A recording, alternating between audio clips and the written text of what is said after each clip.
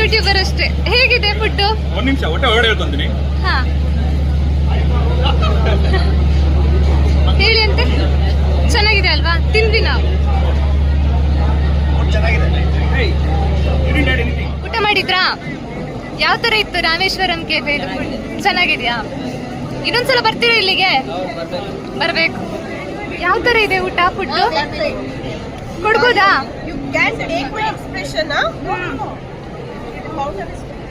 Extraordinary. No words. How is food? Very nice. Nice.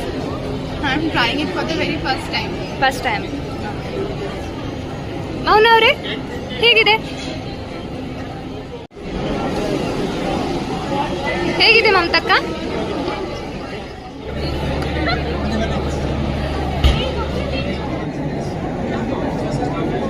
ಮಸ್ತ್ ಆಗಿದೆ.